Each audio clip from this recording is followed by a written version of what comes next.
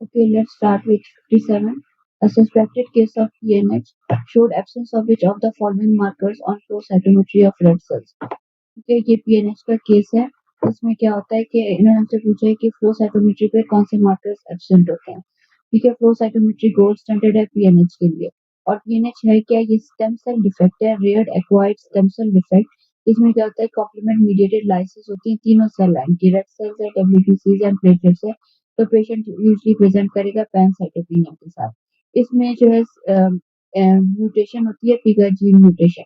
और वो क्या करती है, वो encodes for GPI anchored proteins, और वो कौन सी है, CD55 एंड 59। जब इनकी डेफिशिएंसी होती है तो क्या होता है कि कॉम्प्लीमेंट इनहिबिटर्स है, जब इनकी डेफिशिएंसी होगी तो कॉम्प्लीमेंट मीडिएटेड लाइसिस होगा सेल्स का, ठीक है, red cells, WBCs and platelets. So patient will present with intravascular hemolysis, ठीक है, साइटोपेनियास के साथ प्रेजेंट करेगा, and thrombosis at unusual sites. Stroke के साथ भी प्रेजेंट कर सकता है, एब्डोमिनल पेन के साथ। अभी ये हेमोलिसिस है, बोन मैरो तो बिल्कुल नॉर्मल है, तो इसलिए क्या होगा कि बोन मैरो रिस्पॉन्ड करेगी। बोन मैरो में हमें एरिथ्रॉइड हाइपरप्लेजिया नजर आएगा। ये सारे जो ब्लू ब्लू सेल्स हैं, ये एरिथ्रॉइड कॉलोनीज हैं, ठीक है। और ये पीएनएच का जो मैंने आपको भी बताया कि जो गोल्ड स्टैंडर्ड है, जो हम टेस्ट करते हैं, वो फ्लो साइटोमेट्री है, ठीक है। ये फ्लो नॉर्मली क्या होता है कि CD5 और 59 पॉजिटिव होते हैं, तो हमें ये क्लोन यहाँ पे मिलेगा जो कि नॉर्मल क्लोन है। और पीएनएक्स में क्या होगा कि 55 और 59 नेगेटिव होते हैं, और इसलिए हमें यहाँ पे एक पीएनएच क्लोन यहाँ पे नजर आएगा, ठीक है। स्मॉल नॉर्मल क्लोन भी होता है, और इसकी वजह से ही हम इसको डिवाइड करते हैं टाइप 1, 2 और 3 में, ठीक है। नेक्स्ट क्या है कि which monoclonal antibody shows promising results in the treatment of PNH? PNH is PNH को मैंने आपको यहाँ बताया कि इसमें क्या होता है, कॉम्प्लीमेंट मीडिएटेड हेमोलिसिस होती है, तो इससे हमने कॉम्प्लीमेंट ब्लॉकेट यूज करना है, ऐसी मेडिसिन लेनी है जो कॉम्प्लीमेंट को स्टॉप करे, और दैट इज एक्यूरिजुमैब, ठीक है। ये anti-C5 है, and it blocks complement mediated lysis. बाकी जो है रिटुक्सीमैब है, ये anti-CD20 है, जेमटुजुमैब है, ये हम AML में यूज करते हैं, anti-CD33। एलिम्टुजुमैब है, ये CLL में यूज करते हैं इसका, और इसका ये है, इट इज anti-CD52। एंड अल्ट्रेम्बोपैग है, इसको it is a TPO agonist. तो ऑप्शन बी इसमें करेक्ट है, ठीक। Next is 59। 17 years old female presented with history of menorrhagia requiring blood transfusion. On examination, she was pale. CBC showed hemoglobin of 8, platelet 159, bleeding time more than 15। bleeding time ज्यादा है, platelets normal है, hemoglobin कम है, ठीक है। All are the causes of prolonged bleeding time except, अभी हमसे ये पूछा है यहाँ पे कि प्लेटलेट डिफेक्ट्स बेसिकली बताए हुए हैं कि इनमें जो किसमें है कि ब्लीडिंग टाइम प्रोलॉन्ग नहीं होगा, ठीक है। तो वॉन विलिब्रेंड डिजीज में हमने पहले भी डिस्कस किया कि ब्लीडिंग टाइम भी प्रोलॉन्ग होता है, और EPTT भी प्रोलॉन्ग हो सकता है, ठीक है। ग्लेंसमैन थ्रोम्बोस्थेनिया में भी ब्लीडिंग टाइम प्रोलॉन्ग होता है, प्लेटलेट काउंट नॉर्मल हो सकते हैं, और यूजली 200 भी होते हैं प्लेटलेट, और पेशेंट ब्लीडिंग के साथ प्रेजेंट करता है, ठीक है। एंड बर्नार्ड सोलियर सिंड्रोम में इसमें प्लेटलेट काउंट कम होता है, थ्रोम्बोसाइटोपेनिया होती है, मैक्रो थ्रोम्बोस, और प्लेटलेट्स जो है वो लार्ज साइज के होते हैं, almost the size of RBC। इनमें भी ब्लीडिंग टाइम इंक्रीज होता है, और सीरो वॉन विलिब्रेंड डिजीज भी, इसमें भी ब्लीडिंग टाइम इंक्रीज होगा, क्योंकि वॉन विलिब्रेंड फैक्टर जो है वो प्लेटलेट्स के साथ जो है क्लम्पिंग करता है, और उसकी वजह से वो क्लियर हो जाता है सर्कुलेशन से, और प्लेटलेट्स कम हो जाते हैं, ठीक है। तो ये, और उसको सीडो वॉन विलिब्रेंड डिजीज इसलिए कहते हैं क्योंकि इसमें प्लेटलेट ज्यादा स्टिकी हो जाता है, प्लेटलेट जाके वॉन विलिब्रेंड के साथ जुड़ जाएगा, वो क्लम्प बना लेगा, और हमारा जो सर्कुलेशन है वो उसको रिमूव कर देंगे, और इसकी वजह से क्या होगा कि प्लेटलेट्स कम होंगे, and patient will present with bleeding. लेकिन ये VWF की वजह से नहीं है, इसलिए हम इसको स्यूडो VWD कहते हैं, ठीक है। आगे फिर इसका एक टेस्ट है, उससे हम इसको डिफरेंशिएट करेंगे कि कैसे इसको हम VWD से टाइप 2B से बेसिकली हमने इसको डिफरेंशिएट करना होता है, तो हम वो किस तरह करेंगे, वो आगे जब हम अभी वन मिली डिजीज पढ़ेंगे तो उसमें मैं एक्सप्लेन करती हूँ। तो ये चारों ऐसे हैं जिसमें ब्लीडिंग टाइम इंक्रीज होता है, और ई है polycystic ovarian disease not related, इसमें ब्लीडिंग टाइम। अच्छा, अभी बोन वाली ब्रांच फैक्टर जो है उसके टू फंक्शंस हैं, पहले भी हमने पढ़ा था। एक इसका platelet adhesion, it binds with GP1B receptors of the platelets, platelet adhesion. और दूसरा इट कंबाइंस विद फैक्टर 8 और फैक्टर 8 की ये हाफ लाइफ को बढ़ाता है, ठीक है। तो इसके दो फंक्शंस है। अगर इसमें प्लेटलेट एडिशन में मसला हुआ, ठीक है, या फिर फैक्टर 8 के साथ इसने बाइंडिंग नहीं की और फैक्टर 8 जो है क्लियर हो जाए सर्कुलेशन से, तो दोनों केस में जो है पेशेंट को ब्लीडिंग होती है और इसी इसी से ही सारी ये वॉन ब्रांड के टाइप्स हैं। अब क्या है types of von Willebrand disease actually एक बहुत इंपॉर्टेंट टॉपिक है और एक कॉमन डिसऑर्डर है, कॉमन ब्लीडिंग डिसऑर्डर है, इसलिए इसको थोड़ा सा डिटेल से पढ़ लेते हैं। Types of von Willebrand disease. Von Willebrand disease is of three types. Type 1 is the most common है वो type 1 है. It's a partial quantitative deficiency of von Willebrand factor. और मल्टीमर पैटर्न नॉर्मल होता है और activity and antigens fall proportionally, यानी antigen level और activity level are directly proportional to each other. Simple है, जितना एंटीजन कम होगा यानी जितना लेवल कम होगा उतना ही उतनी एक्टिविटी भी कम होगी। तो इसको हम कहते हैं टाइप 1 वॉन विलीब्रैंड डिजीज, ठीक है। It is due to partial quantitative deficiency of von Willebrand factor. फिर टाइप 3 देखें, टाइप 3 इसी की सीवियर फॉर्म, जिसमें severe quantitative deficiency of von Willebrand factor होता है। Von Willebrand factor nearly absent होता है। तो उसकी वजह से क्या होगा कि फैक्टर, क्योंकि इसमें फैक्टर 8 से बाइंड करना होता है तो फैक्टर 8 भी वेरी लो होगा। Bands are essentially absent severe, और यहाँ पे जो है फैक्टर 3 में बैंड्स होते ही नहीं है, ठीक है, बैंड्स आर एब्सेंट। और इसमें क्या होगा कि पेशेंट प्रेजेंट करेगा सीवियर म्यूकोकुटेनियस ब्लीड के साथ प्रेजेंट करेगा, ठीक है। सीवियर म्यूकोकुटेनियस और डीप ब्लीड दोनों होंगे, क्योंकि देखिए इसमें फैक्टर 8 भी वेरी लो हुआ, तो इसलिए हमारे पास म्यूकोकुटेनियस ब्लीड भी होगी और डीप ब्लीडिंग भी होगी। अच्छा, अब ये टाइप 2 है। टाइप 2 को हम क्वालिटेटिव डिफेक्ट कहते हैं कि यानी इसमें एंटीजन लेवल्स नॉर्मल होते हैं या नियर नॉर्मल होते हैं, लेकिन एक्टिविटी फॉल होती है। Activity falls more than the antigen, ठीक है, डिस्प्रोपोर्शनेटली लो इसको हम कहते हैं। Activity antigen levels less than 0.6 होते हैं। अगर ये लेवल मोर देन जो एक्टिविटी एंटीजन रेशियो अगर मोर देन 0.7 हो तो हमेशा हम कहते हैं ये क्वांटिटेटिव डिफेक्ट है। अगर ये लेस देन 0.6 हो तो फिर हम कहते हैं ये क्वालिटेटिव डिफेक्ट। अब इसके 4 टाइप्स है, 2A, 2B, 2M और 2N। और ये इसको सेपरेट करने के लिए हम मल्टीमर एनालिसिस करते हैं, ठीक है। हम उस पर जाते हैं, थोड़ा सिर्फ इसकी टाइप्स को समझ लें कि 2A क्या है। 2A की क्वालिटेटिव डिफेक्ट है, इसमें एंटीजन लेवल नॉर्मल होगा या नियर नॉर्मल होगा। इसमें क्या होता है, loss of high molecular weight multimers होते हैं, ठीक है। ये टाइप 2A। यहाँ पे देखें, ये जो वॉन विलेब्रैंड फैक्टर है इसके डिफरेंट फॉर्म्स है। सबसे पहले लो मॉलिक्यूलर वेट होता है, फिर इंटरमीडिएट मॉलिक्यूलर वेट होता है, फिर large molecular weight of molecular weight von Willebrand factor होता है, और उसके बाद अल्ट्रा लार्ज होते हैं जो वाइब्रेट पिलाडी बॉडीज में होते हैं, एंडोथेलियल सेल्स के या मेगाकेरियोसाइट्स में होते हैं, ग्रैन्यूल्स में होते हैं, ठीक है, वो अल्ट्रा लार्ज होते हैं। तो जब हम मल्टीमर एनालिसिस करते हैं तो हम इसमें देखते हैं कि कौन सा जो बैंड है वो एब्सेंट है। इसमें हम ये नहीं देखते कि डेफिशिएंसी कितनी है, यानी कम है या ज्यादा है, तो ये हम नहीं देखते। हम इसमें पैटर्न डिस्ट्रीब्यूशन देखते हैं, ठीक है। अब जैसे 2A है, 2A में क्वांटिटी नॉर्मल है, जो वॉन विलेब्रैंड फैक्टर है वो क्वांटिटी नॉर्मल है, लेकिन इसमें जो एब्सेंट है ना वो क्या है, हाई मॉलिक्यूलर वेट मल्टीमर्स एब्सेंट होते हैं, इसलिए ये फंक्शनल सही नहीं करता, ठीक है। जैसे आप अगर कहीं से चलो 6 एप्पल्स मंगवा लेते हैं, ठीक है, और वो आते 6 हैं, क्वांटिटी उनकी सही है, लेकिन उसमें 2 खराब होते हैं, तो वो जो है हम यानी वो क्वालिटेटिव डिफेक्ट इस तरह बन जाता है, ठीक है ना। आई होप आप लोगों को समझ आ रही होगी। तो यहाँ पे 2B में भी हमारे पास क्या होता है, deficiency of high molecular weight multimers है, लेकिन इससे बेहतर है, ठीक है। और टाइप 1 में आप देखें कि इसमें सारे प्रेजेंट है, सारे प्रेजेंट है, लो भी, इंटरमीडिएट भी, लार्ज भी, लेकिन लाइटर बैंड्स है, क्योंकि इसकी यहाँ पे हमने बताया कि नॉट इस यहाँ पे क्या है, क्वांटिटेटिव डेफिशिएंसी है, और इसमें जो है यहाँ पे मैंने एक जगह लिखा हुआ है कि इसके नॉर्मल डिस्ट्रीब्यूशन होती है। नॉर्मल डिस्ट्रीब्यूशन का ये मतलब नहीं है कि क्वांटिटी नॉर्मल है, नॉर्मल डिस्ट्रीब्यूशन का ये मतलब है कि सारे सब यूनिट्स इसमें है, ठीक है, लेकिन क्वांटिटी इसकी कम ही है, partial quantitative deficiency of von Willebrand factor है, ठीक है। अभी यहाँ पे देखें 2B क्या है, 2B जो है वो gain of function von Willebrand factor. इसमें क्या होता है कि वॉन विलेब्रैंड की एफिनिटी प्लेटलेट्स के साथ ज्यादा हो जाती है, वो प्लेटलेट्स के साथ जाके चिपक जाते हैं, और उसके बाद क्या होता है, क्लियरिंग होती है फ्रॉम द सर्कुलेशन, वो पूरे सर्कुलेशन से उन्हें भगा दिया जाता है, और ऐसे इनको हमेशा जब हम चेक करते हैं तो लो डोज रीपा पे ये हाइपर रिस्पॉन्सिव इफेक्ट देते हैं, क्योंकि पहले ही वो एग्रीगेट होने के लिए तैयार होते हैं, तो इसलिए वो लो डोज भी अगर हम रीपा दें तो उसपे हाइपर रिस्पॉन्सिव इफेक्ट होता है, ठीक है।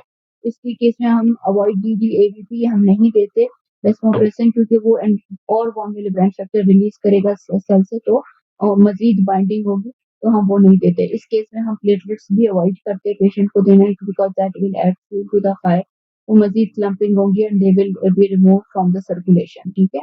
तो ये जो है 2B। अच्छा, इसको देखें, जो 2B को मैंने बताया कि हमने प्लेटलेट टाइप जो स्यूडो पीडब्ल्यूडी उससे हमें कैसे डिफरेंशिएट करना होता है, कि इसमें 1 मिलीब्रांड फैक्टर स्टिकी हो जाता है, वो जाकर प्लेटलेट्स के साथ चिपक जाता है, और इसमें जो है प्लेटलेट स्टिकी होते हैं वो जाके 1 मिलीब्रांड फैक्टर के साथ चिपक जाते हैं, ठीक है। तो दोनों का नतीजा एक ही होता है कि उसको सर्कुलेशन से निकाल के फेंक दिया जाता है, और लेकिन पेशेंट को ब्लीडिंग होती है और मतलब पेशेंट का नुकसान होता है। अच्छा, नेक्स्ट क्या है 2M। 2M में क्या होता है कि यही 1 मिलीग्राम फैक्टर है, इसकी डिक्रीज बाइंडिंग होती है टू प्लेटलेट्स, ठीक है। कहीं वो ज्यादा बाइंड होता है, कहीं थोड़ा बाइंड होता है, इसलिए ये बहुत आसान है, इसको जो है सिर्फ याद कर लें, चार चार लफ्ज है हर डेफिनेशन में। Decrease binding of 1 milligram factor to platelets, ठीक है। और ड्यू टू कोई म्यूटेशन हुई होती है 1 मिलीग्राम फैक्टर में, तो वो प्लेटलेट्स के साथ सही तरह बाइंड नहीं करता। और 2N में क्या होता है, defective binding of 1 milligram factor two factor 8।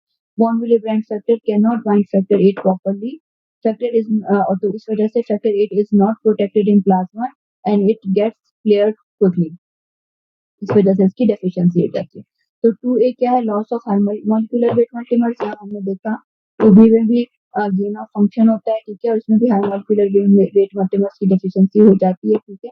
और यहाँ पर क्या है कि नॉर्मल डिस्ट्रीब्यूशन है, सारे हैं, बट जो अक्रॉस द लेडर आप देखिए कि फेंट लाइंस है। और टाइप 3 में हमने कहा नियर 0 1 मिलीग्राम फैक्टर होता है, तो यहाँ पर कुछ भी नहीं होता, ठीक है। और 2M और 2N में भी नॉर्मल डिस्ट्रीब्यूशन होती है, जैसे इस तरह यहाँ पे नॉर्मल डिस्ट्रीब्यूशन है ना, तो 2M और 2N में भी मल्टीपल एनालिसिस की नॉर्मल डिस्ट्रीब्यूशन, मल्टीपर्स की नॉर्मल डिस्ट्रीब्यूशन होती है। अच्छा, 1 मिलीग्राम फैक्टर के लिए हम हमेशा 3 टेस्ट करते हैं, ठीक है, जो पहले पहले जो हमें भेजने होते हैं। एक उसके एंटीजन लेवल से हमें क्वांटिटी चेक करनी है, क्योंकि हमने कहा कि टाइप 1 सबसे ज्यादा कॉमन होता है, तो हम इसलिए एंटीजन लेवल्स भेजते हैं। फिर सेकेंडली हमें एक्टिविटी भी चेक करनी थी, क्योंकि अगर एंटीजन नॉर्मल है लेकिन उसके बाद एक्टिविटी भी अगर नॉर्मल नहीं है, तो पेशेंट के वही ब्लीडिंग और वो सारे सिम्टम्स होंगे, तो हमें इन दोनों को डिफरेंशिएट करना होता है। और रिस्टोसिटन कोफैक्टर, ये इसकी वो है कि इसकी फंक्शन देखने के लिए ये टेस्ट करते हैं। और फैक्टर 8 के लेवल्स जो फैक्टर 8 की एक्टिविटी को भी हम चेक करते हैं, ठीक है। इसके बाद ये पैटर्न्स का मैंने आप लोगों को बता दिया, ठीक है। इसी बात को यहाँ पे हमने टाइप 1, टाइप 2, टाइप 3 में मैंने आपको ऊपर ये बताया कि जितनी एंटीजन कम होगा उतनी एक्टिविटी कम होगी, इसको हम कहते हैं प्रोपोर्शनेटली लो, ठीक है। और फैक्टर 8 इसमें नॉर्मल होगा या माइल्डली होगा, यानी जितना ये होगा उसी हिसाब से जो है बाइंडिंग होगी वह फैक्टर 8 के साथ, और जितनी इसकी डेफिशिएंसी होगी इसकी भी डेफिशिएंसी होगी। अच्छा, टाइप 2 में हमने बताया कि एंटीजन लेवल नॉर्मल होता है, या हो सकता है थोड़ी कम हो, लेकिन एक्टिविटी मोर देन दैट होती है, और उसको हम कहते हैं डिस्प्रोपोर्शनेटली लो, ठीक है। ये 2A 2B दोनों के लिए यही बात अप्लाई होती है। और जो टाइप 3 है, इसमें एंटीजन ऑलमोस्ट जीरो होता है, तो इसलिए एंटीजन नहीं होगा तो एक्टिविटी भी नहीं होगी और फैक्टर 8 भी वेरी लो होगा, ठीक है। फिर इसके बाद क्या है, सब टाइप टेस्ट। सब टाइप से हम क्या करते हैं, मल्टीमर एनालिसिस जो करते हैं, वो मैंने अभी आपको यहाँ बता दी। जैसे रिवीजन के लिए देख लें कि इसमें डिस्ट्रीब्यूशन किस चीज के, लो मॉलिक्यूलर वेट की, इंटरमीडिएट मॉलिक्यूलर वेट और हाई मॉलिक्यूलर वेट, और उसके बाद अल्ट्रा लार्ज होते हैं, ठीक है। ये मैंने आप लोगों को एक्सप्लेन कर दिया है कि इसमें लॉस ऑफ हाई मॉलिक्यूलर में वेट मल्टीमर्स होते हैं, ठीक है, पहले में, और A और B दोनों में। 2M और 2N दोनों में नॉर्मल डिस्ट्रीब्यूशन ऑफ मल्टीमर्स होते हैं, ठीक है। 2M में activity drops more than the antigen, ये वही वाली बात है। अच्छा, और टाइप 1 में मैंने आपको बताया कि नॉर्मल पैटर्न होगा बट सेंटर बैंड्स होंगे, normal spread of sizes not normal quantity, ठीक है। और रीपा रीपा हम करते हैं रिस्टोसिटिन इंड्यूस प्लेटेड एग्रोकोमेट्री।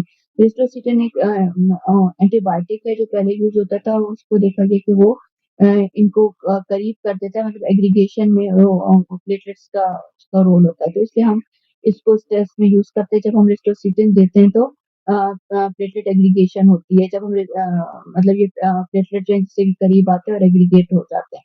लेकिन चूंकि ये जो 2B वाला टाइप है या प्लेटलेट टाइप, इसमें होता है कि पहले वो स्टिकी होते हैं, एक दूसरे से चिपक चिपक रहे होते हैं, तो इसमें क्या होता है हमारे पास कि हम थोड़ा-सा भी लो डोज़ एस्ट्रोसाइक्लिन देते हैं तो उनकी एग्रीगेशन इंक्रीज़ हो जाती है, ठीक है? फिर हम मिक्सिंग स्टडी अच्छा अब हम इन दोनों को कैसे सेपरेट करेंगे कि ये प्लेटलेट टाइप का है, इसको हम स्यूडो बॉर्न विले ब्रांड डिज़ीज़ कहते हैं या ये 2B है, रियल बॉर्न विले ब्रांड डिज़ीज़ है, ठीक है? यानी इसमें डिफेक्ट प्लेटलेट में है और इसमें डिफेक्ट इसमें है वॉन विले ब्रांड फैक्टर का। फिर अब इन दोनों को हम कैसे अलग करेंगे? फिर हम मिक्सिंग स्टडीज़ करेंगे टू लोकलाइज़ द डिफेक्ट। हम लेंगे पेशेंट का के प्लेटलेट्स और उसको नॉर्मल प्लाज़्मा के साथ करेंगे, मिक्स करेंगे। अगर स्टिल हाइपर एग्रीगेट हुआ, तो इसका मतलब क्या है कि ये क्योंकि हमने नॉर्मल प्लाज़्मा के साथ मिक्स किया लेकिन इसको फिर जो है एग्रीगेट हुआ इसका मतलब है कि प्लेटलेट टाइप डिफेक्ट है, ठीक है? और इस केस में क्या होता है जब प्लेटलेट टाइप डिफेक्ट होता है तो प्लेटलेट ट्रांसफ्यूजन हम दे सकते हैं इस पेशेंट को क्योंकि प्लेटलेट से मसला है ना, आप नए प्लेटलेट्स देते हैं, सही प्लेटलेट्स देते हैं तो मसला हल हो जाएगा, ठीक है? और अगर नॉर्मल प्लेटलेट फिर आप लेंगे पेशेंट का प्लाज़्मा और उसको नॉर्मल प्लेटलेट्स के साथ मिक्स करेंगे, ठीक है? अगर स्टिल हाइपर एग्रीगेट हुआ तो इसका मतलब है type 2 von Willebrand disease है। इस केस में हम प्लेटलेट्स नहीं देते क्योंकि it will add fire to the fuel, मजीद क्लम्पिंग होगी and flaring of from the circulation होगी, ठीक है? अच्छा 2N में हमने कहा 2N में von Willebrand test are near normal and von Willebrand factor and factor 8 है वो रिड्यूस होगा क्योंकि इसकी बाइंडिंग उससे कम होगी तो अगर हम इसका ऐसे करवाएंगे तो हमें रिड्यूस मिलेगा और अगर आपने म्यूटेशन देखनी होगी तो हम इसके BWF की जीन म्यूटेशन करवाते हैं तो म्यूटेशनल एनालिसिस करवाते हैं तो हमें वो पता चल जाएगा, ठीक है? अच्छा फिर हमने कहा कि जो हीमोफीलिया ए है ये जो 2N टाइप है इसमें फैक्टर 8 बहुत कम हो जाता है जब फैक्टर 8 बहुत कम होता है तो ये मिमिक करता है हीमोफीलिया ए से, ठीक है? इसमें भी डीप ब्लीड के साथ पेशेंट आएगा और फैक्टर 8 लेवल कम हो जाएगा, ठीक? फिर इन दोनों में हम कैसे फर्क करेंगे कि ये 2N है 1 मिलीग्राम फैक्टर या हीमोफीलिया ए है तो हम अगर हम म्यूटेशनल एनालिसिस करेंगे और 1 मिलीग्राम फैक्टर इसमें म्यूटेशन आएगी तो हमें पता चल जाएगा कि ये 2N type of 1 milligram disease है और अगर फैक्टर 8 जीन में म्यूटेशन आती है तो फिर हमें पता चलेगा ये हीमोफीलिया ए है। इसके अलावा हीमोफीलिया ए में जो 1 मिलीग्राम फैक्टर के ऊपर मैंने टेस्ट जो बताया वो नॉर्मल होंगे और इनकी बाइंडिंग फैक्टर 8 बाइंडिंग ऐसे भी नॉर्मल होगी मतलब बाइंडिंग में कोई इश्यू नहीं फैक्टर 8 की तरफ से अगर आपने फैक्टर 8 प्रोवाइड कर दिया तो उनकी उसकी वैसे ही बाइंडिंग 1 मिलीग्राम फैक्टर के साथ होगी उसकी क्योंकि उसमें कोई इसमें मसला नहीं है, ठीक है?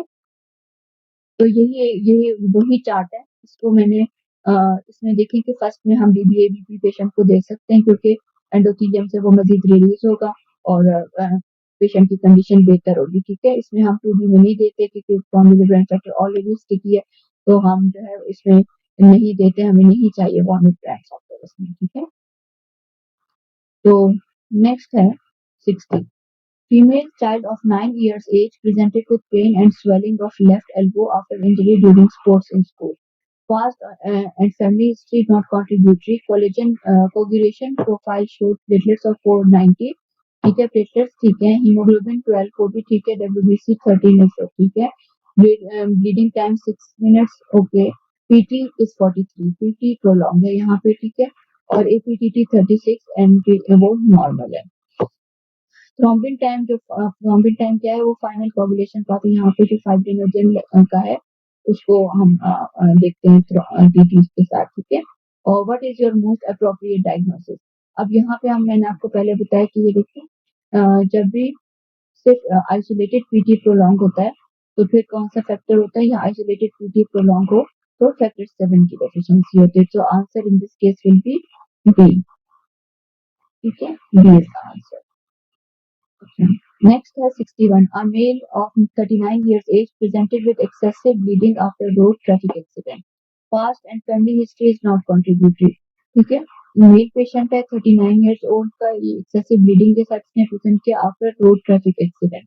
Coagulation profile showed platelet 230 है HB 16 WBC 11 bleeding time 3 minutes PT 14 है और APTT 7 है तो इसमें APTT 6 प्रोलॉन्ग है बाकी सब कुछ नॉर्मल है ठीक है टीटी भी नॉर्मल है थ्रोम्बिन टाइम भी नॉर्मल है what is your most appropriate diagnosis ठीक है अब यहाँ पे देखते हैं कि क्या प्रोलॉन्ग है सिर्फ एपीटीटी आइसोलेटेड एपीटीटी प्रोलॉन्ग है और आइसोलेटेड एपीटीटी जब प्रोलॉन्ग हो ये वाई वाले शेप में जिसमें आप देखें जब सिर्फ एपीटीटी प्रोलॉन्ग हो तो कौन सा आता है हमने कहा था हीमोफीलिया A B C और फैक्टर 12 अब यहाँ पे हमारे पास कौन से ऑप्शन है हमारे पास फैक्टर 8 का ऑप्शन है, ठीक है, फैक्टर 9 है, फैक्टर 2 है, फैक्टर 10 है और फैक्टर 11 है।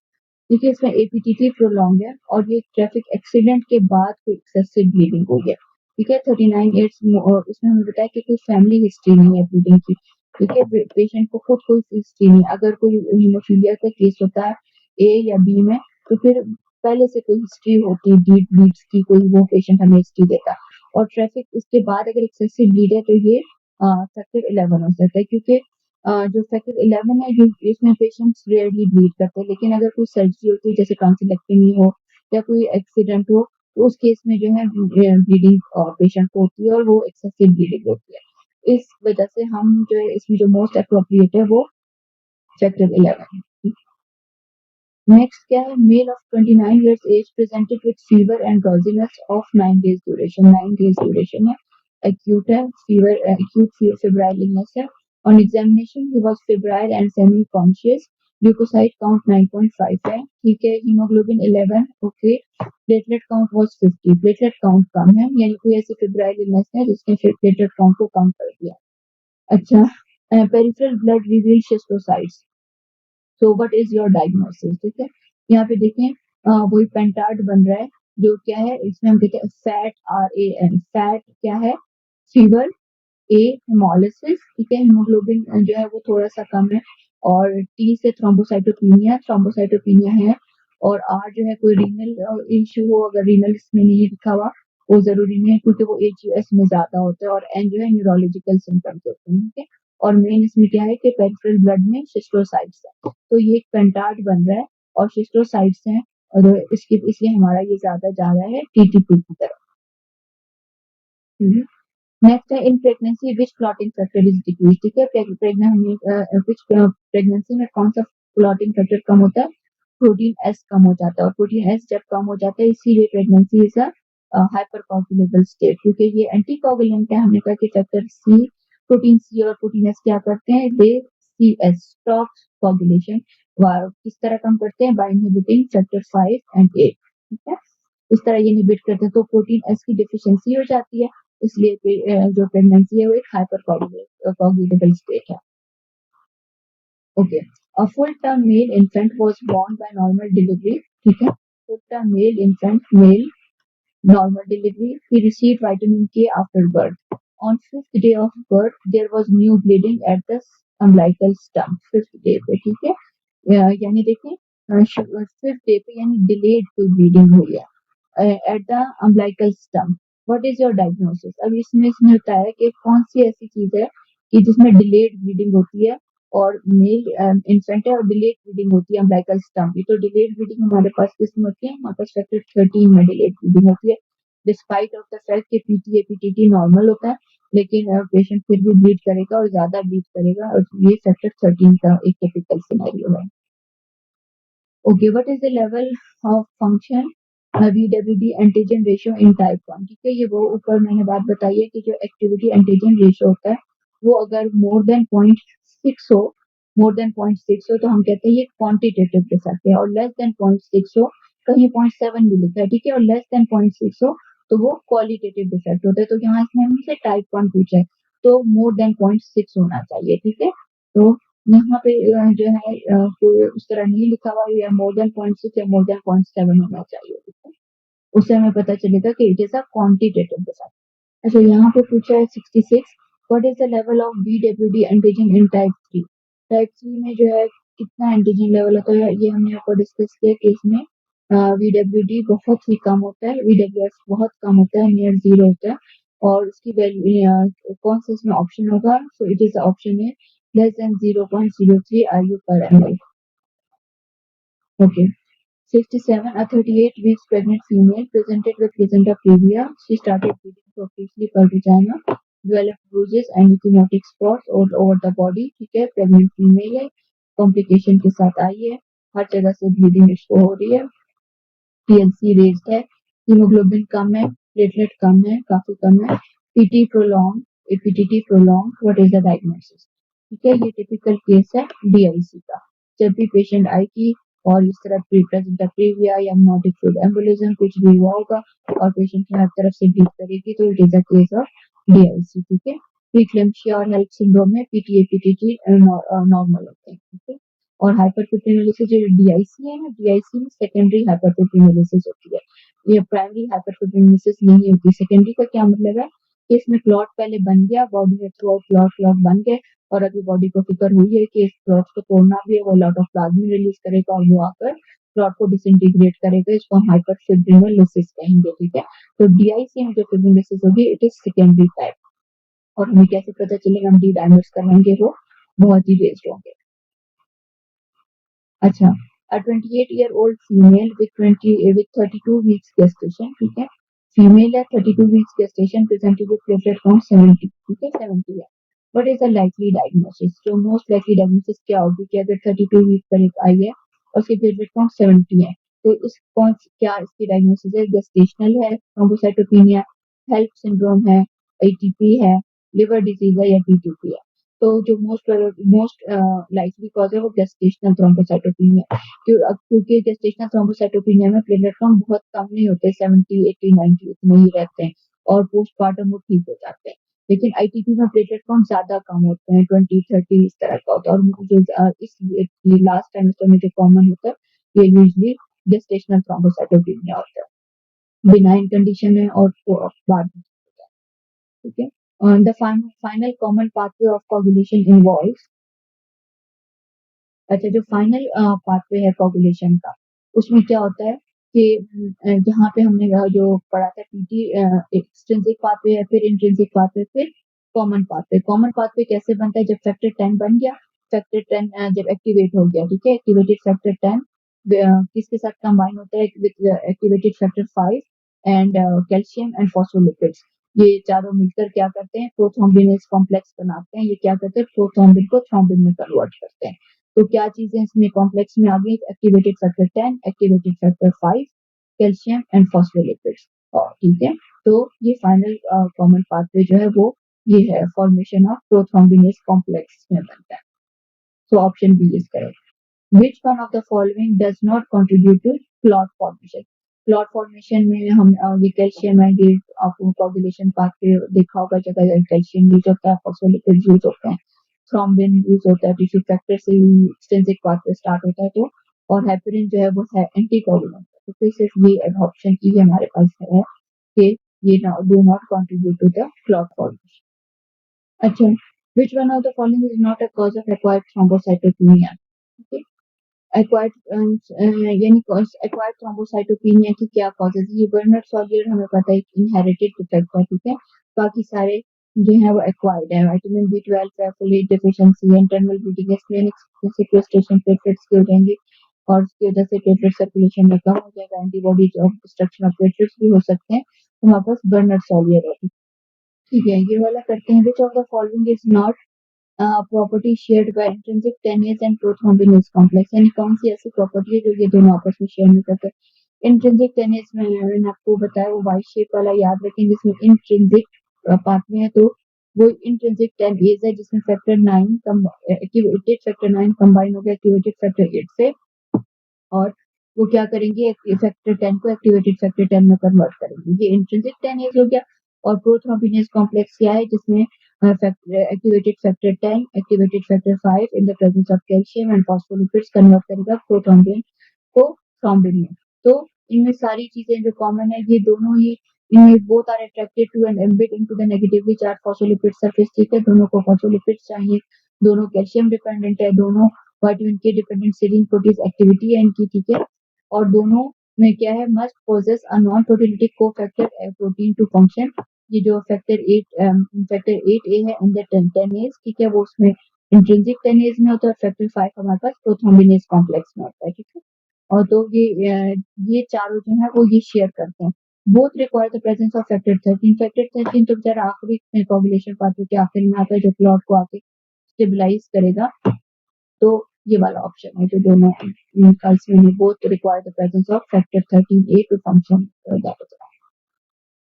In the cell-based model of cellular coagulation, the control of blood coagulation is controlled by localizing the pro-coagulant reactions on the specific cell surface. What was found to be primary initiator? ठीक है, primary initiator of coagulation कौन सा है इसमें? जो initiator of coagulation होता है factor 5 नहीं, फैक्टर 5 तो आखिरी में आता है ना, वो कॉमन पाथवे में आता है, ये भी कॉमन पाथवे में भी आता है, ठीक है। तो इनिशिएटर कौन सा है? टिश्यू फैक्टर से इनिशिएट हो जाता है, व्हेन टिश्यू रिलीज होगा फिर ये जाकर फैक्टर 7 को एक्टिवेट करेगा इस तरीके से। Okay. 74. The coagulation cascade is regulated by natural inhibitors.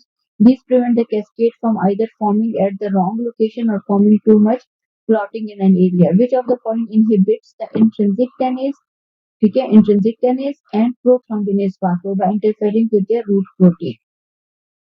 अच्छा, इसको देखें यहाँ पे, ये देखो ये इंट्रिंसिक किनेज है जिसमें यहाँ पे ये इंट्रिंसिक पाथवे है, factor 9 activated factor 9 activated factor 10 के साथ कंबाइन होके क्या करेगा, फैक्टर 10 को एक्टिवेटेड फैक्टर 10 में कन्वर्ट करेगा, तो ये हमारे पास इंट्रिंसिक किनेज, और ये हमारे पास एक्सट्रिंसिक किनेज है, ठीक है। और ये हमारे पास प्रोथ्रोम्बिनेज कॉम्प्लेक्स है, ठीक है, इसमें भी फैक्टर 10 बना, इसमें 10 बना, और यहाँ पे जो है हमारे पास factor activated factor 10 activated factor 5 in the presence of calcium phospholipid prothrombin को थ्रोम्बिन में कन्वर्ट करता है। अब वो कहते हैं कि which of the following inhibits the intrinsic kinase, ठीक है, इंट्रिंसिक किनेज और प्रोथ्रोम्बिनेज पाथवे, इन दोनों को क्या चीज है जो इनहिबिट करती है? तो यहाँ पे ये ऑप्शन है antithrombin, protein C pathway, tissue factor pathway inhibitor, protein S and factor 5, ठीक है। जितना मैंने इसको स्टडी किया है, ठीक है, सीनियर्स बेहतर गाइड कर सकते हैं कि प्रोटीन सी पाथवे मुझे लगता है, क्योंकि देखें कि प्रोटीन सी जो है primary physiologic switch off for prothrombinase is APC via factor 5 और for intrinsic kinase APC via factor 8। यहाँ पे मैंने आपको बताया ना कि फैक्टर 5 और फैक्टर 8 जो है, फैक्टर 8 और फैक्टर 5 दोनों क्या है, एंटी कोगुलेंट्स हैं, ठीक है, और प्रोटीन सी और एस जो है इनको इनएक्टिवेट करता है, ठीक है।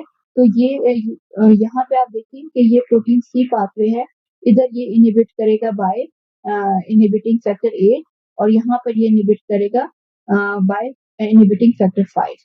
तो फिर इसको और इसको अगर आप देखें तो ये फिर प्रोटीन सी पाथवे बनता है ना। अब ये टिश्यू फैक्टर इनहिबिटेड पाथवे तो यहाँ पर आएगा जो इस एक्सटेंसिव पाथवे को इनहिबिट करेगा, तो मेरे ख्याल में जो इसका ऑप्शन होगा वो प्रोटीन सी पाथवे है। Protein C will inhibit factor 5 and factor 8, ठीक है, इस तरह ये कोगुलेशन को स्टॉप करेगा या इनहिबिट करेगा, ठीक है। Which one of the following is the most common inherited bleeding disorder, ठीक है, कौन सा मोस्ट कॉमन है और जिसको हमने थोड़ा डिटेल में भी पढ़ा, वो वॉन विलेब्रेंड डिजीज है, उसके बाद फिर आता है।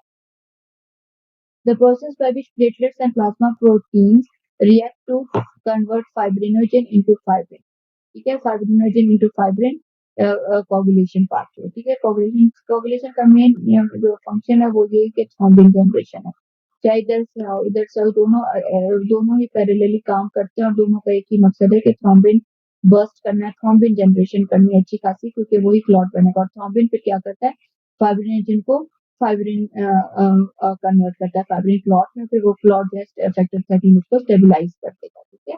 So the process by which platelets and plasma proteins react to convert fibrinogen into fibrin is by coagulation pathway. Which of the following is true regarding the bleeding time? ठीक है, bleeding time जो है वो absolute है, हम करते हैं लेकिन it is absolute, ठीक है। It is highly reliable and reproducible. No, ये reproducible नहीं है, हर टाइम जब आपको different result आ सकता है, ठीक है, और reliable, इसलिए ये reliable भी नहीं है। The sample is evaluated by using optical, में ये कोई optical densimetry वगैरह इसमें यूज नहीं होती। It evaluates platelet function in vivo. This is the correct, ठीक है, in vivo हम platelet function देखते हैं। It is a commonly ordered test, no. It evaluates the coagulation system, no, ठीक है, so C is the option. Which of the following tests the reaction? Which of the following tests the reaction of the intrinsic pathway? हाँ, यानी intrinsic pathway को कौन monitor करता है? And which drug greatly increases the reaction time by inhibiting the pathway? तो कौन सा हमने पूछा, हमने हमसे इंट्रिंसिक पाथवे पूछा, तो इंट्रिंसिक के लिए एपीटीटी होता है, और अगर हम हेपरिन पेशेंट हेपरिन पे हो तो एपीटीटी प्रोलॉन्ग आएगा, ठीक है। और अगर एक्सटेंसिव पाथवे के लिए एक्सटेंसिव पीटी होता है, और अगर पेशेंट वार्फरिन पे हो तो पीटी प्रोलॉन्ग आएगा, ठीक है, और उन पेशेंट्स को हम का INR देखते हैं। इन रिफ्रैक्टरी एनीमिया, ठीक है, अभी MDS की थोड़ी कहानी शुरू हो जाती है। In refractory anaemia ring sideroblast in the marrow are, ठीक है, कितने रिंग सिट्रोब्लास्ट होते हैं मैरो में? मोर देन 15%, इसी तरह याद करना, ठीक है, रिंग सिट्रोब्लास्ट की परसेंटेज होनी चाहिए मोर देन 15%। अच्छा, refractory anemia with excess blast is split into two groups, MDS EB1 and MDS EB2। अभी का जो WHO है फिफ्थ एडिशन, उसमें हम IB1 और IB2 पढ़ते हैं। These groups are defined by the percentage of myeloblasts in the bone marrow. In EB2 this range is from, कि इन्होंने हमसे MDS का पूछा। MDS पहले थोड़ा सा डिफरेंट था, रिफ्रैक्टरी एनीमिया और इस तरह के वर्ड यूज होते थे। अब जो है जो न्यू है ना WHO फिफ्थ एडिशन, उसमें ये इस तरह डिफाइन हुआ है, ठीक है। थोड़ा सा सिर्फ इसके वो कर लें, मोटा मोटा कर लें कि जेनेटिकली डिफाइंड है MDS, जिसमें MDS SF3B1 म्यूटेशन है, ठीक है। Low blast with SF3B1 mutation, low bone marrow में ब्लास्ट कितने होंगे? Less than 5%। MDS with isolated 5q deletion, ठीक है।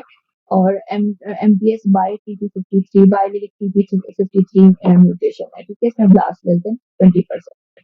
तो कौन सा genetically defined? MDS with low blast SF3B1 mutation, MDS with isolated 5q deletion और MDS with biallelic TP3 mutation या इनएक्टिवेशन। और जो हम माइक्रोस्कोपी करते हैं, हम हमारे लिए ये इंपॉर्टेंट है, मॉर्फोलॉजी बेस्ड बाय ब्लास्ट, ठीक है। MDS जो है लो ब्लास्ट, तब हम कहते हैं जब बोन मैरो में ब्लास्ट लेस देन 5% होते हैं विद डिस्प्लेजिया 2 लीनिएजेस में डिस्प्लेजिया होनी चाहिए और मोर देन 10% डिस्प्लेजिया होनी चाहिए, ठीक है। और MDS विद IB1 क्या है? जब इंक्रीज ब्लास्ट, ठीक है। IB1 क्या है? When the bone marrow have blast 5 to 9% blast, ठीक है। और MDS IB2 में 9 के बाद 10 आता है, 10 to 19% blast on bone marrow, ठीक है। और ये जो ये ऑलमोस्ट AML में पेशेंट जा रहा होता है, इसमें और अगर और नजर आ जाते हैं हमें, तो हम इसको एक्यूट माइलॉइड ल्यूकेमिया बोल देंगे, ठीक है। तो अब इन्होंने हमसे क्वेश्चन क्या पूछा है? इन्होंने हमें पूछा कि EB2, जिसे अब हम IB2 कहते हैं, इसका रेंज क्या है परसेंटेज? तो इट इज 10 to 19%, ठीक है। Okay, 81, anti-metabolite cytarabine interferes with which phase of the cycle, ठीक है। M phase, S phase है, G1, G2, M0।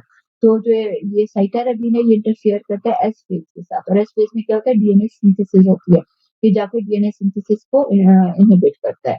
In WHO classification, the blast cutoff for the diagnosis of AML is 20%, ठीक है। More than 20% blast होनी चाहिए। लेकिन अगर कोई साइटोजेनेटिक एबनॉर्मेलिटी आ जाती है, जिसमें वो ट्रांसलोकेशन हमें बता देता है कि ये 15-17 है, या ये जो है कोई भी और, जैसे रनेक्स1 और रेनेक्स एंड रेनेक्स1 म्यूटेशन है, या कोई भी म्यूटेशन, यानी कोई भी म्यूटेशन वो हमें दे देता है, तो उसमें अगर ब्लास्ट परसेंटेज लेस देन 20% भी होती है, तो वो हम उसको AML में डाल देते हैं। लेकिन अगर हम मॉर्फोलॉजिकली सिर्फ देखेंगे, हमें कोई साइटोजेनेटिक एबनॉर्मेलिटी नहीं पता, तो हमें ब्लास्ट परसेंटेज मोर देन 20% होनी चाहिए।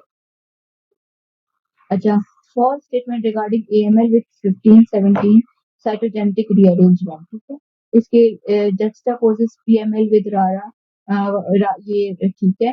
encodes a chimeric protein, हाँ ठीक है, chimeric protein ये बनाता है, associated with DIC, true, have poor prognosis, that is bad। आपने इसको जल्दी पकड़ना होता है, तो इसकी good prognosis होती है, फिश कॉल करवाते हैं इसके लिए। और फैब में AML है, तो इट्स राइट, ठीक है। तो इसकी जो रॉन्ग है, फॉल्स स्टेटमेंट है, वो ये है कि हैव पुअर प्रोग्नोसिस।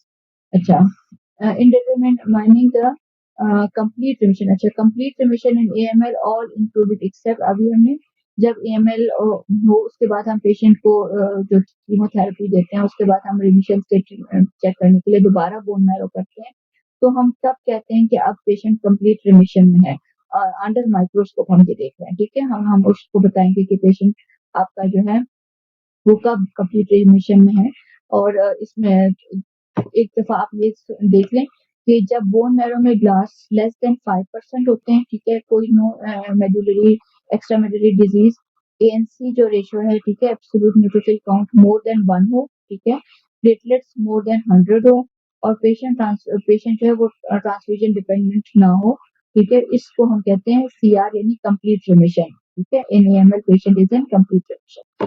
अच्छा, ये कहते हैं कि हम जब ये करते हैं तो हम कौन ऑल आर इंक्लूडेड एक्सेप्ट किस चीज को हम इंक्लूड नहीं करते। अब न्यूट्रोफिल काउंट मैंने आपको बताया यहाँ पर है, platelet count is here, haemoglobin consent circulating blast is here, और पेशेंट को एसिम्प्टोमेटिक होना चाहिए, ठीक होना चाहिए, ट्रांसफ्यूजन इंडिपेंडेंट होना चाहिए।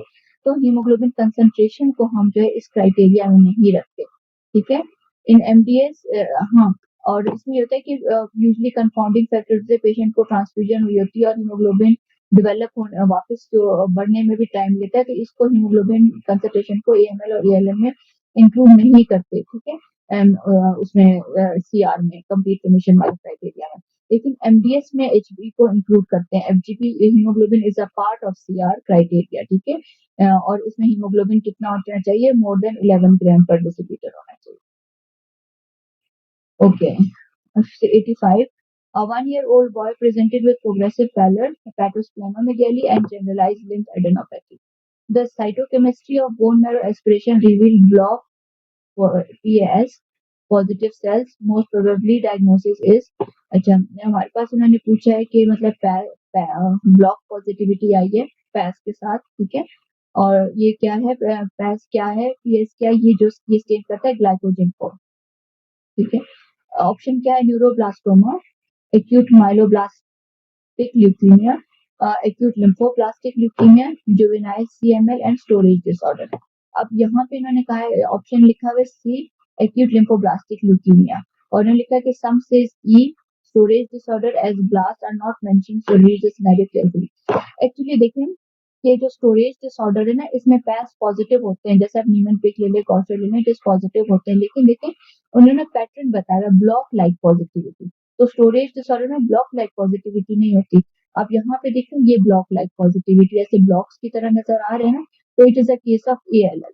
तो जब आपको ब्लॉक लाइक पॉजिटिविटी बताते हैं तो option is acute lymphoblastic leukaemia. Next is 86, refractory anemia has a 6% annual rate of progression toward acute leukemia. अच्छा, हम ये क्वेश्चन कर लेते हैं, which of the following 87, which of the following statements pertaining to leukemia is correct? Blast of AML are Sudan black negative false है, Sudan black positive होते हैं। Blast of ALL जो है वो MPO पॉजिटिव होते हैं, नो माइलॉइड के MPO positive होते हैं, ठीक है। Low L leucocyte alkaline phosphatase lab score जो है इसके characteristically seen in blastic phase of CML, ठीक है, क्रॉनिक फेज में होते हैं। तो टार्टरेट है resistant acid phosphatase TRAP positivity is seen in hairy cell leukaemia, so it is correct, ठीक है। हेरी सेल ल्यूकीमिया में ट्रैप पॉजिटिव होता है, ठीक है। और blast of AML are PS positive, ठीक है। वो ये इसको मजीद स्पेसिफाई करना चाहिए, ठीक है। अब इसमें कौन सा ऑप्शन जो बिल्कुल ठीक है वो ये है, D, trap positivity in HCl।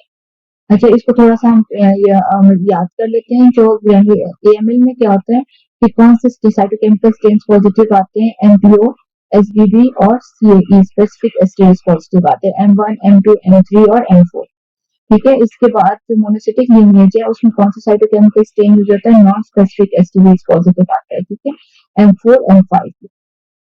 पैस classically positive in AML, M6, एरिथ्रॉइड या एरिथ्रोल्यूकीमिया, ठीक है। इसमें क्या होता है, कोर्स ग्रैन्युलर पैटर्न होता है या ब्लॉक लाइक साइटोप्लाज्मिक पैटर्न होता है, ठीक है। ये डिफरेंट है हमारे पास ALL से। And often positive in AML, M7 में भी पॉजिटिव आता है, ठीक है। और उसको हम मजीद मेगाकेरियोब्लास्टिक होता है ना AML, M7, को मजीद हम कैसे कंफर्म करेंगे, हम प्लेटलेट के मार्कर्स लगाएंगे, CD41, CD42, CD61, ठीक है। Following is a myeloid marker, ये कौन सा इसमें माइलॉइड मार्कर है, तो CD13 है। CD13 के अलावा कौन से हैं, CD13, CD33, CD117, जिसको हम सी किट भी कहते हैं, किट म्यूटेशन भी हम कहते हैं, और CD15 और MPO, ठीक है, ये पॉजिटिव होते हैं। ये किस चीज के मार्कर है, माइलॉइड के मार्कर्स है, ठीक है। अब ये मार्कर्स थोड़े से कर लेते हैं क्योंकि ये भी इम्पोर्टेंट है। अच्छा, लिम्फॉइड लीनिएज के मैंने आपको माइलॉइड के मार्कर्स बता दिए, अब लिम्फॉइड के मार्कर्स हैं। लिम्फॉइड लीनिएज में बी सेल है और टी सेल है। बी सेल के कौन से मार्कर्स हैं, 19, 20, ये आप इस तरफ 19 की तरफ आगे से शुरू कर लो, 19, 20, 22, ठीक है, 79A, PAX5 एंड सरफेस और साइटोप्लाज्मिक इम्यूनोग्लोबुलिन, ठीक है। और अर्ली बी सेल का मार्कर कौन सा होता है, CD10, ठीक है। जनरल सेंटर का मार्कर है CD10। TDT पॉजिटिव होता है। TDT जो है ये इमेच्योरिटी का मार्कर है। CD34 भी स्टेम सेल का मार्कर है, ठीक है। अर्ली बी में क्या है, CD10 पॉजिटिव, TDT पॉजिटिव और CD34 पॉजिटिव। और ये मेच्योर होने लगे तब 19, 20, 22, 79A, PAX5 and surface of cytoplasmic immunoglobulin. अच्छा, फिर टी सेल का कौन से मार्कर होते हैं, इसको आप शुरू की तरफ 1, 2, 3 वाले इस तरफ ले आए तो CD3 से स्टार्ट करें। CD3 जो है साइटोप्लाज्मिक से सरफेस की तरफ साइटोप्लाज्मिक CD3 के लिए सरफेस CD3 बनता है विद मैच्योरेशन, ठीक है। जितना मैच्योर होगा तो हमारे पास हो जाएगा सरफेस CD3 पॉजिटिव। CD2, ठीक है। CD5, CD7 और TCR alpha beta gamma delta, ये इंपॉर्टेंट है, हम TCR भी अरेंजमेंट करवाते हैं। और CD4, CD8 तो ये सारे जो है टी सेल के मार्कर्स हैं, सिंगल है तकरीबन सारे। और ये देखिए बी सेल के मार्कर तकरीबन सारे डबल है। अच्छा, और जो है ये अर्ली TLL का मार्कर कौन सा है, TDT देखो दोनों में पॉजिटिव है, ये इमेच्योरिटी का मार्कर है। CD34 भी दोनों में पॉजिटिव है। इसमें है थायमिक, क्योंकि ये जो टी सेल है वो थायमस में मैच्योर होते हैं, तो इसलिए थायमिक में जो टी सेल होता है जो उस फेज में होता है, नाइव टी सेल होता है, वो CD1A पॉजिटिव होता है, ठीक है। ये याद करना, थायमिक का मार्कर है, थायमिक टी सेल का मार्कर है। और नेचुरल किलर सेल के कौन से मार्कर है, CD56, CD16, CD57, ये सब नेचुरल किलर सेल मार्कर। और मेगाकारियोसाइट के मार्कर्स कौन से हैं, CD41, CD61, CD42B और CD42A। These are the markers of megakaryocytic lineage.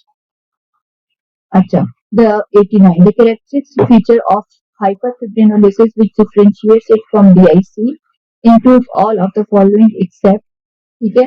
हमने यहाँ पर देखिए ये हाइपरफिब्रिनोलिसिस है, ये प्राइमरी हाइपरफिब्रिनोलिसिस का है, ठीक है। क्योंकि जो सेकेंडरी हाइपरफिब्रिनोलिसिस है वो DIC में होती है। प्राइमरी हाइपरफिब्रिनोलिसिस एक्चुअली क्या होती है कि बगैर क्लॉट बने, बगैर कोई ट्रिगर आए, ये खुद ही से प्लाज्मा रिलीज करेगा और फिब्रिनोलिसिस शुरू हो जाएगी और पेशेंट को ब्लीडिंग शुरू हो जाएगी, ठीक है। और सेकेंडरी फिब्रिनोलिसिस क्या होता है कि जब कोई वजह और क्लॉट बन रहा है और प्लाज्मा रिलीज हुआ और उसने फिब्रिनोलिसिस स्टार्ट करती है, ठीक है। तो ये कह रहा है कि the characteristic feature of hyperfibrinolysis which differentiates it from DIC includes all of the following except association with pelvic and prostate surgery, ठीक है। ये ट्रू है, ये जब भी पेल्विक या प्रोस्टेट सर्जरी होती है ना, हाइपरफिब्रिनोलिसिस का रिस्क होता है। क्यों? क्योंकि जो प्रोस्टेटिक और यूरोथेलियल टिश्यू होता है वो रिलीज करता है यूरोकाइनेज और TPA, ठीक है। टिश्यू ये यूरोकाइनेज रिलीज करता है और TPA रिलीज करता है, ठीक है। इससे क्या होता है, मैसिवली एक्टिवेटिंग प्लाज्मिनोजन या प्लाज्मिन में कन्वर्ट होगा और रैपिड ब्रेकडाउन ऑफ फाइब्रिनोजन होगा। तो इस सर्जरी इसलिए ये it is related to this surgery. इसके बाद नॉर्मल प्लेटलेट काउंट जो है हाइपरफिब्रिनोलिसिस में नॉर्मल प्लेटलेट काउंट होता है, ठीक है, जबकि DIC में प्लेटलेट काउंट ड्रॉप होता है, ठीक है। PTA PTT only mildly prolong होता है हाइपरफिब्रिनोलिसिस में, जबकि DIC में काफी प्रोलॉन्ग होते हैं PTA PTT। अच्छा, mark reduction of factor 5 and 8, ये रॉन्ग है, ठीक है। इसमें फैक्टर 5 और 8 की मार्क रिडक्शन ये नहीं है कि सिर्फ हाइपरफिब्रिनोलिसिस में होती है, ये दोनों में होती है। ये जाके सिलेक्टिवली नहीं कि इसको करेंगे, इसमें भी कंजप्शन होती है और इसमें भी वो जाके सब कुछ ब्रेक करेगा और क्लॉट बनेंगे। तो मार्क रिडक्शन ऑफ फैक्टर 5 और 8 दोनों में होती है, इट्स अ कॉमन फैक्टर। तो और एट्रोजेनिक ब्लीडिंग में अगर आफ्टर स्ट्रेप्टोकाइनेस वो भी हाइपरफिब्रिनोलिसिस से रिलेटेड है। तो सिर्फ ये वाला है जो दोनों में कॉमन, तो डी ऑप्शन इज करेक्ट। अच्छा, फैक्टर 5 एंड ये थोड़ा सा पढ़ लें, factor 5 and 8 are low in both plasmin degradation in hyperfibrinolysis and consumption in DIC, ठीक है। प्राइमरी हाइपरफिब्रिनोलिसिस में प्लेटलेट्स नॉर्मल होते हैं, ठीक है, अभी आपको बताया डी डाइमर नॉर्मल होते हैं या माइल्डली इंक्रीज होंगे, FDPs जो है वो वेरी हाई होते हैं। जबकि DIC में क्या है, प्लेटलेट काउंट लो होगा, डी डाइमर्स होंगे, शिस्टोसाइट्स प्रेजेंट होंगे। जिसको इलास्टिक जब हम करवाते हैं ना, ये टैग करवाते हैं, रोटैम करवाते हैं, तो क्या होता है कि हाइपरलाइसिस होती है, ठीक है। क्या होता है, एक सबसे पहले नॉर्मल टाइप का क्लॉट बन जाएगा, क्लॉट नॉर्मली बनेगा, ठीक है, सही क्लॉट बनेगा, लेकिन उसके बाद उसकी रैपिड लाइसिस हो जाएगी, फौरन गिर जाएगा और टूट जाएगा, जिसको हम कहते हैं कि उसमें हाई LY30 होती है, ठीक है। और ये किस केस में होता है, हाइपरफिब्रिनोलिसिस में होता है। इसकी टिपिकल पिक्चर्स होती हैं, ठीक है, ये हेमेटोलॉजी वालों को पता होगा। और वीक क्लॉट लो एम्पलीट्यूड वाला किसमें होता है, डीआईसी में होता है, ठीक है। और डीआईसी में मैंने आपको बताया कि फिब्रिनोलिसिस होती है secondary to excess clot formation, clotting first होती है, लाइसिस सेकेंड होती है। और हाइपरफिब्रिनोलिसिस में विदाउट क्लॉट फॉर्मेशन ब्रीथिंग शुरू हो जाती है, ब्रेकडाउन। अच्छा, 90 65 years old lady had her CP done as a part of routine checkup with hemoglobin कम है 9, platelet 81 कम है। Her physical examination unremarkable except for mild pallor, ठीक है, वो HB की वजह से होगा। She was advised bone marrow examination, ठीक है, which showed dysplasia in more than 10% of cells of two lineages with 17% blast. What is your most likely diagnosis, ठीक है। हमने ये देखो पेशेंट एल्डरली फीमेल है, उसमें एल्डरली में मतलब एमडीएस कॉमन होता है। और लीनिएज ने बताया कि टू लीनिएजेस में डिस्प्लेजिया है, यदि हमारे एमडीएस में चाहिए होता है कि टू लीनिएजेस में, और डिस्प्लेजिया 10% से ज्यादा हो। ब्लास्ट इसमें जो है वो 17% है, तो ये कौन सा आता है, हमने कहा इसमें 10 to 19% वाला ब्लास्ट है, तो ये टाइप 2 में आता है, ठीक है, विद एक्सेस ब्लास्ट, और जिसको हम अभी इंक्रीज ब्लास्ट कहते हैं टाइप 2, और with will progress to AML होता है, ठीक है। और अगर हमें और नजर आ जाते हैं तो then we will call it acute myeloid leukaemia. Option A is there. 91 32 years old male patient presented with history of pallor, fever, generalized weakness, ठीक है, 32 years old male है, pallor, fever और वीकनेस के साथ आया। On examination HB7, red cell indices were normal, reticulocyte count ज्यादा है। All of the following are the signs of extravascular haemolysis, ठीक है। जब भी एक बात याद कर लें कि जब भी पेशेंट को एनीमिया हो, ठीक है, साथ में रेटिक जॉन्डिस हो, ठीक है, तो आप सोचें कि सोचने के लिए हेमोलिसिस है कुछ, ठीक है। यहाँ पे देखिए एनीमिया है और रेटिक काउंट ज्यादा है, तो और यहाँ पे बता भी दिया मैंने कि हेमोलिसिस हो रही है, तो हमें अगर नहीं भी बताते तो हमें पता हो कि जब एनीमिया और जॉन्डिस हो तो आपको होना चाहिए कि कोई हेमोलिसिस हो रही है। अब ये पूछ रहे हैं कि all of the are the sign of extravascular haemolysis except, ठीक है, जॉन्डिस जो है एक्स्ट्रावास्कुलर हेमोलिसिस में होगा, बिल्कुल स्प्लेनोमेगाली होगा, हेपेटोमेगाली और यूरोबाइलिनर्जिक इंक्रीज होगा, ठीक है। हीमोग्लोबिन जो इंट्रावास्कुलर हेमोलिसिस में होती है, डायरेक्टली टूटते जाते हैं, हीमोग्लोबिन होगा, हीमोग्लोबिन होगा, जो किसमें हमने भी पढ़ा था, ये एनएचएमएस से होता है। 92 a known patient of SLE presents with fever and fatigue. Physical examination reveals malar rash, ठीक है, pallor तो वही SLE के सिम्टम्स है, malar rash, pallor होगा, hepatosplenomegaly. CBC reveals normocytic anemia with hemoglobin 6, ठीक है, anemia क्या है, hemoglobin 6 है, न्यूट्रोफिलिया है, borderline thrombocytopenia and raised reticulocytes है, यानी देखो ये भी हेमोलिसिस की तरफ जा रहा है, रेटिक काउंट ज्यादा है। Which of the following tests would confirm the cause of patient's anemia? ये SLE है तो ऑटोइम्यून की तरफ जाएगा, और हम इसमें ऑटोइम्यून वाला टेस्ट कौन सा है, डायरेक्ट वुंड्स टेस्ट हम करेंगे। Next is 93. A 42-year-old patient presented in emergency ward with fever, fluctuating consciousness level, anemia, thrombocytopenia, ठीक है, देखिए फीवर आ गया, altered conscious level, anemia हमने कहा FAT, thrombocytopenia RN, ठीक है, एंड जो है ये न्यूरो वाला सिम्टम है। All necessary laboratory investigations were carried out and on their basis patient was diagnosed as a case of TTP, ठीक है, पेंटार्ड हो गया, टीटीपी का केस बन गया। विच of the following abnormality in RBC morphology, ये तो अभी हमें बहुत अच्छी तरह आ जाना चाहिए कि शिस्टोसाइट्स नजर आते हैं टीटीपी में, वहां ये तो इसमें ऑप्शन बी है, देखिए ये शिस्टोसाइट्स हैं, ये सारे टूटे टूटे फ्रेगमेंटेड सेल्स हैं, ये सर्कुलेशन में ब्रेक हुए हैं, ठीक है, इनको हम शिस्टोसाइट्स कहते हैं, इनके दरमियान में कोई पैलर सेंट्रल पैलर नहीं होता, ठीक है। और ये fragment red cell fragmentation syndrome क्या है, एक तो इसमें माइक्रो एंजियोपैथिक हेमोलिटिक एनीमिया होता है, सारे माइक्रो वेसल्स में होता है, ठीक है, इसके कॉजेज हैं। एक मैक्रो एंजियोपैथिक हेमोलिटिक एनीमिया होता है जिसमें प्रोस्टेटिक कार्डिक हार्ट वाल्व्स की वजह से होता है, ठीक है, एक एवी मालफॉर्मेशन की वजह से भी होता है, ठीक है, जिसमें रेड सेल्स आते हैं, टकराते हैं और टूट जाते हैं। Okay, a 12-year-old male child presented with high grade persistent fever, ठीक है, बच्चा है, मेल, ठीक है, मेल है, बच्चा है, फीवर फीवर के साथ प्रेजेंट किया, हाई ग्रेड फीवर के साथ with chills and rigors, dyspnoea, dizziness, back pain, ठीक है, history of reddish brown urine, देखो मॉर्निंग यूरिन जो है वो डार्क है। ऑन सीबीसी HB7 एल कम है, रेड सेल इंडिसेस नॉर्मल है, ठीक है। On paper film there are increase retics, ठीक है, रेटिक्स ज्यादा, एनीमिया, तो मैंने कहा ये हेमोलिसिस होती है। हाइंस बॉडीज को बहुत क्लियर दिया गया, हाइंस बॉडीज नजर आ रहा है और आरबीसी फ्रेगमेंटेशन नजर आ रही है। तो ये क्या होता है, the most likely cause of Heinz body is B6PD deficiency, जब भी कोई ऑक्सीडेटिव स्ट्रेस होगा, B6PD डेफिशिएंसी है, सेल्स टूटने लग जाएंगे, वो हो जाएंगे, हेमोलिसिस शुरू हो जाएगी, इंट्रावास्कुलर हेमोलिसिस शुरू हो जाएगी, ठीक है। तो यहाँ पे ये देखिए, ये हाइंस बॉडीज है, ये देखिए, ये ब्लिस्टर सेल्स है जिसमें हीमोग्लोबिन एक तरफ आया हुआ है ना और एक तरफ खाली है, तो उसको हम ब्लिस्टर सेल्स कहते हैं, ठीक है। और जो हाइंस बॉडीज है वो इसमें नजर नहीं आते, वो हमें जो दूसरा स्टेम है मिथाइलिन ब्लू वाला, उसमें हमें नजर आएंगे, ठीक है। हाइंस बॉडीज कभी भी इसमें हमें नजर नहीं आएंगे। अच्छा, लेकिन इसमें हमें बाइट सेल्स नजर आते हैं, क्योंकि वो हाइंस बॉडी से रिमूव हो गए ना, स्प्लीन ने उन्हें खा लिया, तो इसीलिए जब वो उससे रिमूव हो गए तो हमें ये बाइट सेल्स नजर आए, तो बाइट सेल्स और ब्लिस्टर सेल्स नजर आते हैं हमें B6PD deficiency. 95, a 45-year-old female presented with pain, right hypochondrium.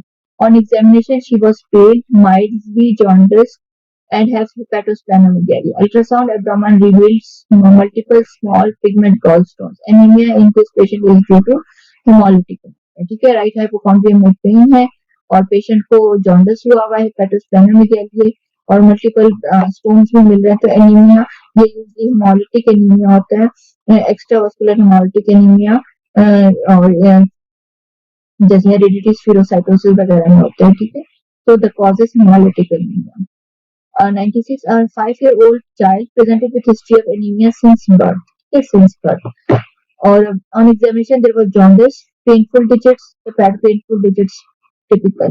Hepatomegaly, spleen was not palpable, maybe clear. There was a non-healing ulcer on lower leg, peripheral film revealed sickle cells. NRBC target से अगर आप ये ना भी बताएं, इधर से पता चल जाता है कि सिकल का केस है। NRBCs हैं, टारगेट सेल्स हैं, जॉली बॉडीज है, जब भी ऑटोस्प्लेनेक्टमी होती है, हाइपोस्प्लेनिया होगा तो हमें जॉली बॉडीज नजर आएंगे, क्योंकि स्प्लीन में खाना होता है उनको, जब स्प्लीन नहीं है तो हमें जॉली बॉडीज नजर आएंगे, ठीक है। On basis of history, physical exam, and peripheral blood film, she was diagnosed as a patient of sickle cell anemia. All are true of sickle cell anemia except के red cells have shorten life span, बहुत कम हो जाते हैं, 20 to 30 days तक भी drop होता है। Autosomal dominant है, autosomal recessive disorder, so this one is wrong. बाकी हेमोलिसिस एक्स्ट्रावास्कुलर होती है, पॉइंट म्यूटेशन की वजह से होती है। रेड सेल जब भी डिहाइड्रेशन होती है तो 6000 वाली लेकर को सिकलिंग, तो हमें इन पेशेंट्स को बचाना होता है, प्रॉपर हाइड्रेशन रखनी होती है। अच्छा, 97 a 75-year-old male presented with pallid, fatigue and lethargy. Elderly है, मेल है, ये इसकी fever, fatigue, lethargy, pallid, sorry. Blood CPK revealed HB7, platelet 65, ANC1, ये भी कम है, ये भी कम है, ये भी कम है, पैनसाइटोपेनिया है। His bone marrow showed dysplasia. Dysplasia में नजर आया in the granulocytic lineage. Which of following is not a feature of dysplasia? So dysplasia हम कैसे कहते हैं, जब pseudo pelvic यानी बाइलोब टाइप के हमें न्यूट्रोफिल्स नजर आए, ठीक है, ये भी साइन ऑफ डिस्प्लेसिया है। हाइपोग्रानुलरिटी ये भी साइन ऑफ डिस्प्लेसिया है, ठीक है, नॉर्मली इस तरह नहीं होता। और स्यूडोचेटिक एशी ग्रैन्यूल्स, ये भी साइन ऑफ डिस्प्लेसिया, और वो तो है sign of dysplasia, I am sorry, acute myeloid leukaemia में आता है, ठीक है। और हमारे पास, अच्छा, तो ऑप्शन ई डोले बॉडीज है, ये डिस्प्लेसिया का साइन नहीं है, ठीक है। जो डोले बॉडीज होती है ना, वो एक्चुअली क्या है, वो एक ब्लूइश इस तरह होता है, अराउंड द न्यूट्रोफिल के कॉर्नर में नजर आता है हमें, ठीक है। ये क्या होता है, ये बेसिकली एंडोप्लाज्मिक रेटिकुलम होता है, और ये कब इंक्रीज होता है, जब हमारी बॉडी सीवियर स्ट्रेस में होती है, सेप्सिस वगैरह सीवियर इन्फेक्शन में होती है, तो हमें डोले बॉडीज न्यूट्रोफिल में नजर आते हैं, ठीक है। लेकिन जो डोले लाइक बॉडीज होती है ना, वो हमें, ये डोले लाइक बॉडी, ठीक है, हमें मे हेगलिन एनोमलीज में नजर आते हैं। इसमें देखो, ये बेसोफिलिक इंफ्यूजन है 2 to 5 mm in diameter, it is, और जो ये मे हेगलिन एनोमलीज है, इनमें हमेशा माइल्ड थ्रोम्बोसाइटोपेनिया होता है, एक जाइंट प्लेटलेट्स है, देखिए इनमें बड़े जाइंट प्लेटलेट्स है कि उसके बराबर है, रेड सेल्स के बराबर है, ठीक है। Neutrophils contain basophilic infusions 2 to 5 mm diameter, ठीक है, ये वही वाली बात है। तो ये मे हेगलिन एनोमली है, मे हेगलिन एनोमली में डोले लाइक बॉडीज होती हैं, ठीक है, ये एंडोप्लाज्मिक रेटिकुलम नहीं है, जो ट्रू डोले बॉडीज है वो एंडोप्लाज्मिक रेटिकुलम है। A 75 years old male presented with history of weakness, easy fatiguability, lethargy. On examination, he was pale and no visceromegaly. ये important negative finding है कि visceromegaly नहीं है. His blood CP reveal HB of 8 and ठीक है HB कम है, MCV 86 है, ठीक है, MCH 28 है. Bone marrow examination showed an increase in एरिथ्रॉइड precursor. जब बोन मैरो किया तो हमें क्या हुआ कि एरिथ्रॉइड प्रीकर्सर ज्यादा है with erythroid dysplasia and more than 15% ring sideroblast है इसके अंदर. His diagnosis was refractory anemia with ring sideroblast. ये एक्चुअली अभी मैंने कहा ये MDS को हम कहते हैं MDS with ring sideroblast. The most likely defect is, ठीक है, मोस्ट लाइकली डिफेक्ट किस चीज में है, यहाँ पे है डेल्टा अमाइनो लेबुलिनिक एसिड सिंथेस, ठीक है, जो सिटोप्लास्टिक एनीमिया से अल्फा अमाइनो लेबुलिनिक एसिड की डेफिशिएंसी होती है, ठीक है. Primary defect of mitochondrial iron marrow, यहाँ पे देख सकते हैं कि आयरन है तो वो यूज नहीं हो रहा, जाकर सारा बोन मैरो के अंदर पड़ा हुआ है, वहां मेरे राइट पे वहां पे हमें आयरन नजर आ रहा है. रिंग सिटोप्लास्ट बेसिकली आयरन के ग्रैन्यूल्स होते हैं ना अराउंड द जो एरिथ्रॉइड के प्रीकर्सर्स के रिड्यूस होते हैं, तो इसका मतलब है इतना आयरन अंदर है लेकिन वो यूज नहीं हो रहा. तो क्यों नहीं यूज हो रहा है, क्योंकि आपको पता है जो हमारे पास हीम पाथवे होता है उसमें कुछ प्रोसेसेस होते हैं, स्टेप्स होते हैं जो माइटोकॉन्ड्रिया में होते हैं और कुछ होते हैं साइटोसोल में होते हैं. तो इसका आखिरी वाला स्टेप है वो माइटोकॉन्ड्रिया में होता है जिसमें आयरन या फिर प्रोटोफोर फायरिंग से कंबाइन होकर हीम बनाना होता है. तो अगर कोई डिफरेंट माइटोकॉन्ड्रिया में होगी तो आयरन जो है कंबाइन नहीं होगा, तो इसका जो है ऑप्शन बी बनता है, ठीक है, ऑप्शन बी. अच्छा यहाँ पे देखें ये सिंपल एक कॉन्सेप्ट है कि हमारे पास हीमोग्लोबिन की जो सारी डिफिशियंसी है वो किस तरह ओरिजिनेटिव है. ठीक है, यहाँ पे आयरन है, आयरन इज हीम की फॉर्मेशन के लिए हमें क्या चाहिए, एक तरफ आयरन चाहिए, एक तरफ प्रोटोफोस्फोराइड चाहिए. अगर आयरन हमारे पास नहीं होगा तो हम कहेंगे कि आयरन डिफिशियंसी एनीमिया, ठीक है. और अगर हमारे पास प्रोटोफोस्फोराइड नहीं बनेगा हीम सिंथेसिस में कहीं भी मसला हो सकता है, ठीक है. तो प्रोटोफोस्फोराइड नहीं बना तो हम कहेंगे सिड्रोब्लास्टिक. तो या यहाँ पे मसला हो या यहाँ पे मसला हो, हीम ने नहीं बनना, ठीक है, यहाँ मसला हो. तो अभी हीम सही बन गया, अभी हीम ने ग्लोबिन के साथ अटैच होता है, अब ग्लोबिन में मसला है क्या है कि भाई कम प्रोड्यूस हो रहा है, या तो डिलीशन है या म्यूटेशन है, तो इसको हम थैलेसीमिया कहते हैं.